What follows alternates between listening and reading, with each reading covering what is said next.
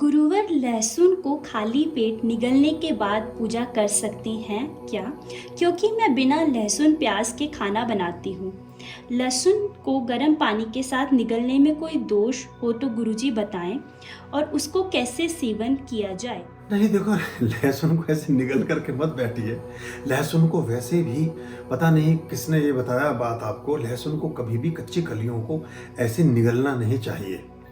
Reason है, लहसुन में एक प्रकार का एसिड होता है, एक तेज़ाबी मात्रा होती है जो हमारे लिए उपयोगी और अच्छी होती है। जब वो आप उसे किसी तरह से डाइल्यूट करके मिश्रित करके नहीं लेंगे और सीधी मात्रा में उसको ही ले लेंगे, तो जब वो स्टमक में, लीवर में या आंतों में जहाँ भी उसका वो गलेगी या फटेगी या पड़ी रहेगी या बैठ गए या सो गए, तो वहाँ से फिर वो उसका जो एसिडिक तत्व है वो उसको गलाने का काम करता है।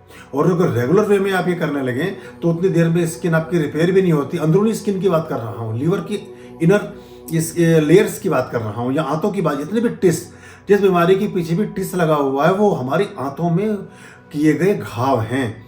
हमारी आंत में जब घाव हो जाता है तो सारी बीमारियां वो टिस से, कोलाइटिस, ये टिस, ये सब उससे बनती है। तो हम ये देख के बहुत लंबे समय तक भूखे रहने से भी बनती हैं, भक्ष्य वक्ष का सेवन करने लेने से भी बनती हैं, एसिडिक पदार्थों का सेवन कर लेने से बन जाती हैं। बहुत ज़्यादा जो मिर्च और ऐसी चीज़ें या ये जो फास्ट फूड हैं जो जल्दी से गलते नहीं, पचते नहीं, वो जहाँ चिपके रह जाते हैं वहाँ उससे हो जाता है। तो बात थी आपकी लहसुन की, तो लहसुन का प्रयोग आप उसे खा करके मैंने नहीं बोला था। अब देखो, यही तो हम एक अंतर कर लेते हैं। फिर अब जरा सी छूट अगर किसी चीज़ की मिलती है तो हम उसे गलत दिशा में और तरह से शोषण लगते हैं। मैंने पाठ करने से पहले आप उसे सटक करके पानी से बैठे और फिर पाठ करें, ये नहीं कहा था। आपके भोजन के किसी अंगों में, किसी अवयवों में अगर आपने पाठ, जैसे दिन का सारा पाठ निपटा लिया, अब आपको पाठ अपना अगले दिन ही करना है। इसमें 40 मिनट से लेकर 3 घंटे तक के परहेज होते हैं। सपोज करिए, मैं उदाहरण के तौर पर आपको बताता हूँ, आज आपने अपना पाठ अभिजित मुहूर्त में सारा संपन्न कर लिया, सब ठीक कर लिया। आप लंच करेंगे 1 बजे या 2 बजे, उसमें खाइए ना लहसुन प्याज, क्या प्रॉब्लम है? पाठ तो आपका पूरा हो ही चुका है। और रात वाले पाठ में भी 5, 7, 10 घंटे का अंतर है। 3.5 घंटे में, 3 घंटे 30 मिनट में सारे भोजन पदार्थ हमारे अवयव पच करके हमारे आमाशय में और आंतों से होते हुए दूसरे स्थानों पर पहुंच चुके होते हैं। तो उसका फिर इससे कोई लेना देना नहीं होता। ये तो हमारे शरीर में क्या कुछ नहीं भरा हुआ है।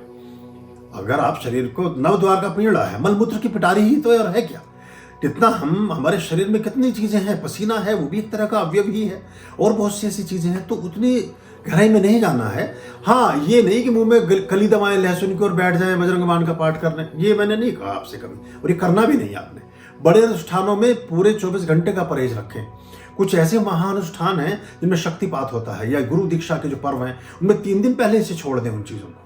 हमने उसमें पूरा बताया हुआ है कि 3 दिन जब हमारे आते हैं तो उससे पहले उन सब चीज़ों का त्याग कर दें अगर आप ऐसा, और 3 दिन बाद तक छोड़ दें। 1 सप्ताह का परिक्रमा उसमें करें तो आपको उन ऊर्जाओं का अधिक लाभ प्राप्त होगा। तो ऐसा करके हम समझेंगे तो अच्छा होगा। लहसुन के प्रयोगों पर एक अलग से अंक पड़ा हुआ है हमारे चैनल में, या किसी लाइव में शायद हमने बात की थी। उसका अभी नहीं, अभी थोड़ा गर्मी का समय है, ऐसे में नहीं करना। नवंबर से फरवरी के बीच उसका प्रयोग होता है। वो प्रयोग वहां पे आप देखिएगा, उस तरह से करिएगा। सामान्य रूप से थोड़ी बहुत एक आध कली किसी चीज की आप, या उसका रस किसी भोजन में या किसी पदार्थ में लेना प्रारंभ करेंगे तो आपको बहुत तरह के फ्लू से बचाएगा। ये जो कोविड कोरोना था, ये एक फ्लू ही तो था।